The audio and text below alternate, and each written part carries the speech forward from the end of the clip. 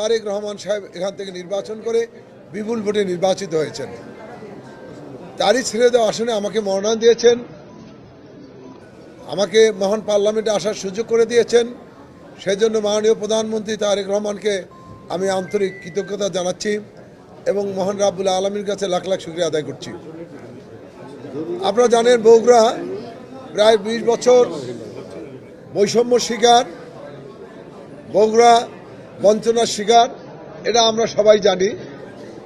আমরা মাননীয় প্রধানমন্ত্রীর, যেহেতু বগুড়া সদর 6 মাননীয় প্রধানমন্ত্রীর আসন, মাননীয় প্রধানমন্ত্রীর সাথে আলোচনার সাপেক্ষেই আমরা অগ্রাধিকার ভিত্তিতে বগুড়ার আমরা কাজগুলো করতে চাই।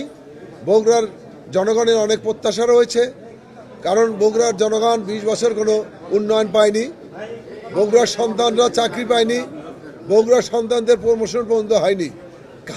কাজে এই অবস্থায় আজকে আমরা বগুড়ার মানুষের প্রত্যাশা পূরণ করতে চাই এবং মাননীয় প্রধানমন্ত্রী যে কথাটি বলেছেন যে জনগণের সমর্থন নিয়ে বিএনপি সংখ্যাগরিষ্ঠ আসন নিয়ে, আজকে বৃহৎ সংখ্যাগরিষ্ঠ আসন নিয়ে পার্লামেন্টে আসেন।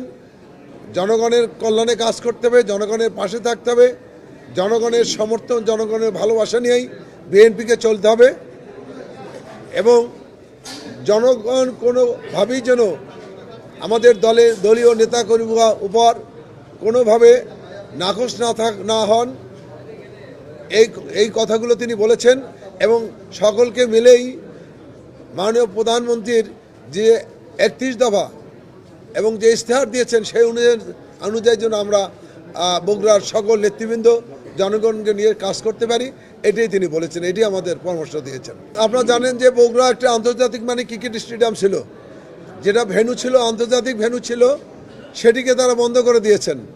বগুড়া অনেক চলমান, আমি বগুড়া পৌরসভার মেয়র ছিলাম, বগুড়ার অনেক চলমান প্রজেক্ট বগুড়া বন্ধ করে দিয়ে অন্য জেলায় নিয়ে গেছেন এবং বগুড়ার তো কোনো উন্নয়ন করেননি, বরং বগুড়ার অনেক কাজ বন্ধ করে দিয়েছেন।